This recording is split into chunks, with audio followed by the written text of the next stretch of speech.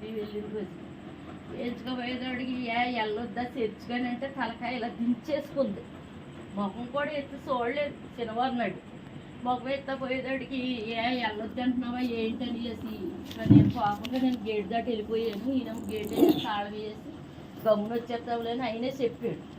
చెప్పేదాడికి మేము ఏం చేసామంటే వెళ్ళాము, బాగానే వెళ్ళిపోతాం. వెళ్ళాము, దేనికి ప్రాబ్లం ఏమీ లేదు. వచ్చేటప్పుడు వైరు ఎలాగా తెగిపోయిందో ఎలాగ ఇదైపోయిందో తెలియలేదు. జనమంతా వచ్చేస్తున్నారు. గోపే ఎవరో వైర్లు లాగేసినట్టున్నారు గోపే అన్నాడు.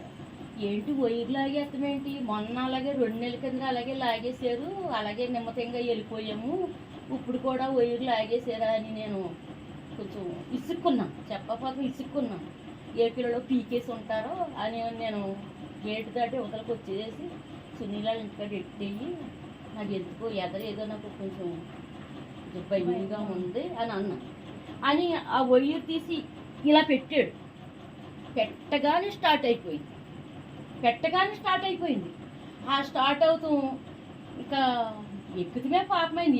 మేఘాల మీద వెళ్ళిపోతుంది. ఆ ఎగర శవం వస్తుందంట. నేను చూడలేదు, వెళ్ళిపోతుంది కదా చూడలేదు. చూడపోయేటప్పటికి ఈయన చూశాడంట. ఈ జనంలో ఏళ్ళు ఎక్కడ గుద్దేస్తానో అలాగా దోడరేవు కాడి నుంచి వస్తే బాగుంటుందని అలా పెడతంతో అలా తిన్నగా వెళ్ళిపోయి ఆ ఎత్తులు కూడా మేము ఎలా దాటామో కూడా తెలియదు, బండి ఎలా దాటిందో కూడా తెలియదు. సీటు బేకర్లో దాటిపోయేదాడికి నేను ఈయన ఏమన్నాడంటే, గోపే బండి ఆగుతలేదు గోపే, మనం ఏమైపోతామో మనకు తెలియదు గోపే. అసలు నిజంగా మేము ఏమైపోతామో మాకే తెలియదు నిజంగా. ఆ సీటు బేకర్లు 2 ఆ స్టీరింగ్ మీద చెయ్యి అంటే వేసాడు కానీ తిప్పలా పోతున్నాడు. చెయ్య ఇది వణికొచ్చేసింది. మందు అది బీరై అమ్ముతారు కదా అక్కడికి వెళ్ళేటప్పటికి నిజంగా ఒక సినిమాల్లోనూ యాక్ట్ చేస్తారు చూడు పిల్లలు, అలాగా అంత లెక్క అలా లెగిసిపోయింది బండి. మా ఇద్దరం ఎంత బలుకుంటాం, ఇద్దరం కనీసం బలుకుంటాం కదా. అలా లెగిసేదాడికి గోపే మనం చచ్చిపోతాం గోపే, మన బిడ్డకు దూరం అయిపోతాం గోపే అని ఒక్కసారి కళ్ళం నీళ్ళు తెచ్చుకొని కెవ్వరికి ఏకేసాడు. నిజంగా నేను ఆ సంచి తనకు అలా పడేసి నా దగ్గర బైబిల్ది తనకిచ్చేసి దాన్ని తగిలించుకొని స్తోత్రం నాయన నువ్వే ఉన్నావు తండ్రి, నాయన మమ్మల్ని దిక్కుమాలను చేయొద్దు ప్రభు, నువ్వే ఉన్నావు అనేటప్పటికి అలాగెళ్ళి ఆ గోతులో పడిపోయాం. మావాటి పడిపోయాడు, చెనిలా పడిపోయాను. నా పడిపోయింది, నా కాలుని ఎంత దెబ్బ తగిలిందని నేను అనుకోపోయేదాడికి నేను ఇంకా దేవుడినే దూషిస్తున్నాను. అయినా మేము చేసిన పాపమేంటి నాయన, మీ మీదే కదా మేము ఆధారపడి ఉన్నాం నాయన, ఎందుకు మాకు ఈ పరీక్ష పెడతారో ఎందుకు నాయన మమ్మల్ని దిక్కుమాలోళ్ళ చేసేవని చేసి ఆ కూర్చొని కదలలేకోకుండా ఉన్నదాన్ని నేను మాట్లాడుతుంటాడికి ఉమా కొడుకో బండి వేసుకొని వస్తున్నాడంట. వస్తుంటే ఎవరో ఆడమనిషి మాట వినపడుతుంది, బోధులో పడిపోయిందేమో అని ఆ లైటు ఇటు తిప్పుకుంటూ వస్తున్నాడంట. వస్తా ఉండేదాడికి లైట్ వేసి నాకు కనిపించింది. ఒరే బాబా ఎవరా ఆపండిరా బాబు, తనలేగదీయండిరా బాబు, మీకు పుణ్యం ఉంటుందా అన్న. నిజంగా కుమారి మీ బావ బతికి లేడని అనుకున్నాను. నిజంగా ఎంత ఏడుదేనో దేవుడిని, నిజంగా అంత గోలెత్తిపోయాను. రక్త కొల్లు ఏసైని సిలివేసినప్పుడు చూడు ముక్కుదారిలోంచి రక్తం కారుతుంది, అలా కారిపోయి వైట్ షర్ట్ అంతా రక్తం అయ్యేటప్పటికి బాబా చచ్చిపోయాడు మొత్తం లేకరా బాబా, నిన్ను ఎవడు ఏమన్నారు, నేను గుద్దేరా అని అన్నారా బాబా అని అనేదాడికి పాప 2 చేతులు పెట్టుకొని ఇలా లాక్కొచ్చేదాడికి అత్త మాయి బాగానే ఉన్నాడు కానీ దెబ్బలు బాగా తగిలేసి అత్త అన్నాడు. అనేదాడికి నాకు ఈ కాళ్ళలోంచి రక్తం వెళ్ళిపోతాం కూడా నేను చూడలేదు. నల్లసేరేమో ఈ రక్తం చేలోకి మన వాకపచ్చ దాంట్లోకి చిందుకొని వెళ్ళిపోతుంది. ఆ చేను పక్కనే కదా పడిపోయాను. అత్త రక్తం చిందేస్తుంది అత్త, చూసుకొస్తా ముందు నీ కాలు అన్నాడు. నాకేమో ఈ తిమ్మిరి మూల నాకు అసలు ఏమీ కూడా కనిపించలేదు.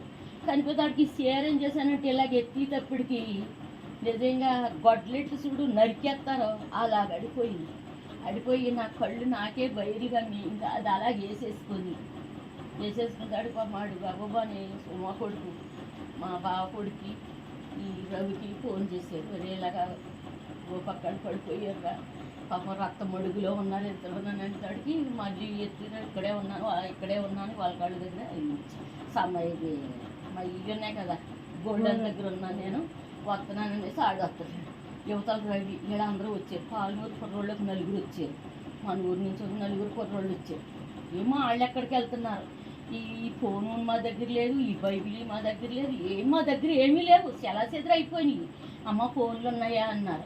అమ్మ బాబా అక్కడెక్కడో ఉన్నాయి చూడండి బాబా ఫోన్లే అన్నాను. ఇది బాబా ఫోన్ అయితే ఆ గొప్ప చెట్టు కూడా ఉంది. నా ఫోన్ అయితే ఇలా శాడ దగ్గరే ఉంది. నా ఫోన్ తీసాడు. ఫోన్ తీసేటప్పటికి ఎవరెవరికో పాపం వాళ్ళ ఫోన్లతోటే నెంబర్లు తీసుకొని చేసారు. చేసేటప్పటికి మీకు ఎవరన్నా తెలుసున్న వాళ్ళు ఉన్నారమ్మా ఎవరన్నానంటే ఇక్కడ ఎవరు లేరండి, మా పిల్లలు హైదరాబాద్లో ఉన్నారు, మా బావ కొడుకు అయితే ఉన్నాడండి అని చెప్పాను. కానీ ఇంకా నేను ఇంకేం అనలేదు. పాప ఈయన పిల్లవాడు రవిని ఆ పిల్లవాడని ముందు కేసీ గారు ఉన్నారు, ఫోన్ చేయండి కేసీ డాక్టర్ గారి నుంచి అని అంటే సునీల్ దగ్గరికి వెళ్దాం అన్న. సునీల్ అయితే ఇప్పుడు రాడు, 9-10 అయిపోతుంది అన్నాను. నేనే అన్నాను 10 అయిపోతుంది, హాస్పిటల్లో చేస్తున్నాడు కదా అని. దానికి బేవర్ హాస్పిటల్కి తీసుకెళ్ళిపోతే అంబులెన్స్ ఏదో టైం పడుతుంది, వీళ్ళు రక్తం అడుగులో ఉన్నారు, ఏం జరుగుతుంది అని వాళ్ళు డిస్కషన్ చేసుకుంటున్నారు. అప్పుడు కేసీ గారి దగ్గరికి మట్టుకు మమ్మల్ని తీసుకెళ్ళిపోయి చెరుకు బండి ఎక్కించుకుని తీసుకెళ్ళిన తర్వాత కేసీ గారు అన్నారు, మీ పిన్నికి అయితే దెబ్బ బాగా ఉంది, పోతం కమ్మేస్తుంది. నేను చిన్నపాటోడిని, నేను చిన్న చిన్న వైద్యాలు చేస్తాను, ఏదన్నా అయిందనుకో నన్ను ఊరుకోడు.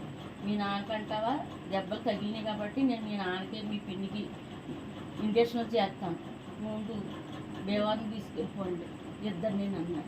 అనేటప్పటికి ఇంకా నాకు ఆందోళన వచ్చేసి మొత్తానికి ఏదో జరిగింది. ఇంకా ఏమో మా బిడ్డకు దూరమే మేము ఇది అయిపోతామమ్మా అనే ఏడ్చాము. కానీ ఇంకా నేను ఇంకేమీ ఇంకా పట్టించుకోలేదు. నా బాధ నేను చూసుకున్నా, తన బాధే చూస్తున్నాను. ఇప్పుడు తన గురించి నన్ను నా పిల్లలు నన్ను ఏమంటారో, నన్ను తిడతారేమో బాబా అని నాకు బాబాయ్ పట్టుకుంది. కానీ నాకు ఇంత దెబ్బ తగిలింది, ఇంత ఇలాగైందని అనుకోలేదు. అందరి పాపం ఈ వెంకటేశ్వరరావుని ఫోన్ చేశారు. ఎవరు వెంకటేశ్వరరావు మన పాస్టర్ గారు, వెంకటేశ్వరరావు అనే కొడుకు, వీళ్ళందరూ మొత్తం నలుగురు హాస్పిటల్కి వచ్చారు. మా మళ్ళీ వాళ్ళందరూ వచ్చారు. వచ్చేటప్పటికి హాస్పిటల్లో జాయిన్ చేశారు. జాయిన్ చేసి బాగానే కొంచెం ప్రశ్నలు అడిగారు.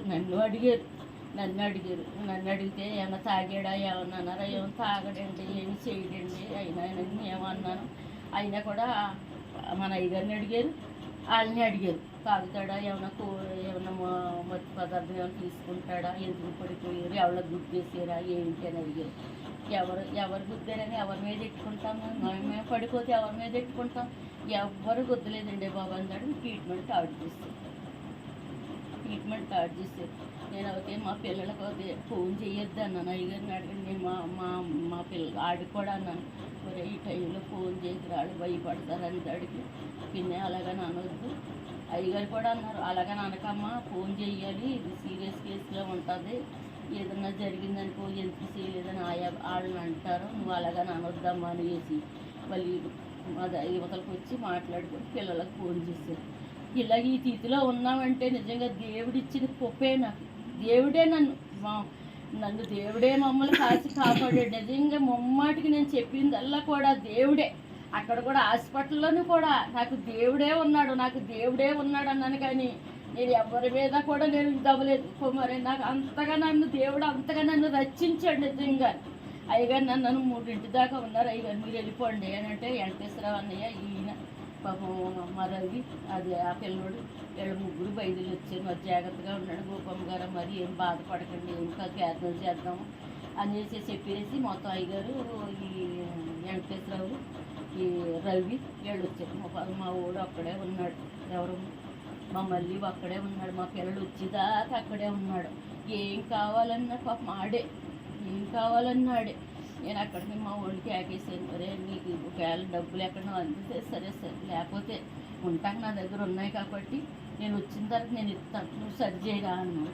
പിന്നെ నువ్వు డబ్బుల కోసం ఏం బాధ ఏం పడవద్దు అక్క, ఈడు సపోర్ట్ చేసాడు, ఆడు సపోర్ట్ చేసాడు, అక్కడ ఉన్న వాళ్ళు కూడా నువ్వు డబ్బుల గురించి ఏమి నువ్వు ఇబ్బంది పడకమ్మా, మేము ఉన్నాం, నీకు ఎందుకు, నువ్వు ధైర్యంగా ఉండాలి, నీకు అంత దెబ్బ తగిలినా కానీ నువ్వు అంత ధైర్యంగా నువ్వు ఎలా మాట్లాడుతున్నావు అమ్మా అన్నారు. కానీ నా బాధ గురించి నేను చూసుకోలేదు కుమారి, నిజంగా ఒట్టిగా చెప్తున్నాను, నీకు బయట చచ్చి. కానీ నా దెబ్బ గురించి నేను బాధపడలేదు, బావ గురించే నేను ఎక్కువ బాధపడ్డాను. దేవుడు ఇంత కృపనిచ్చినందుకు, మాకు ఇంత ఆరోగ్యం ఇచ్చినందుకు. నేను డాక్టర్ గారు కూడా అసలు నువ్వు ఇలాగ ఉంటావని అనుకోలేదమ్మా అసలు నిజంగానే. డాక్టర్ గారు అది ఆశ్చర్యపోయారు మొన్న రిపోర్ట్లు అవి చూసి. ఆ రిపోర్ట్లో అయితే ఇలా విడిపోయింది కాలు, ఇలా ఇది చెప్పలేదు. ఇప్పుడు ఈ చెప్ప మీద కూడా ఎక్కువగా మోకరచ్చు వద్దన్నారు. ఎక్కువగా మోకరచ్చు కమ్మా, మోకరితే లోపల కుట్లు ఇదవుతాయి, మళ్ళీ నీకు ఆపరేషన్ పడవలసి వస్తుంది అన్నారు. సరేలేండి మీరు చెప్పినట్టుగానే చేస్తానులేండి అని నేను హాస్పిటల్ కూడా సీట్ ఇచ్చుకున్నాను. మాకు బాగానే ఉంది. ఇదిగో మీ బావకే కొంత మూడు ఇదయ్యి కొంత తన గురించి కొంచెం ప్రార్థన చెయ్యండి. నాకు దేవుడిచ్చిన కుప్పను పెట్టి మేము ఇలాగ ఉన్నామంటే దేవుడిచ్చిన కుప్పే. నిజంగా మేము ఇలా జీవించామంటే ఈ పడలు మేము మట్టిలో కలిసిపోయి ఉంది ఈ రోజుకి, నిజంగా ఈ రోజుకి మట్టిలోనే ఉంది మేము. మా మృతదేహాలు ఏమవునో ఏమి లేదో మాకే తెలియదు, కానీ దేవుడు అంతగా మమ్మల్ని మేలు చేసినందుకు ఆయనకి నేను ఏమి ఇచ్చి కూడా రుణమో తీర్చుకోలేను. ఎంత ఇచ్చినా తక్కువే దేవుడికి. నిజంగా నేను ఏ పడిదాన్ని ఎందుకు పనికిరాని దాన్ని, ఒక గడ్డి పువ్వులాడిదాన్ని నేను. ఇలాగే మమ్మల్ని ఇలాగే మా ఆయన్ని నన్ను ఇలా గురించినందుకు ఆయనకి ఎన్నో స్తుతులు స్తోత్రములు చెప్పుకుంటున్నాను. మా కోసం మీరు అందరూ ప్రార్థనలు చేసినందుకు మీ కృతజ్ఞతా స్తుతులు స్తోత్రములు చెప్పుకుంటున్నాను. ఎల్లవేళలో ఎల్లప్పుడూ మీ అందరికీ నేను రుణపడే ఉంటాను.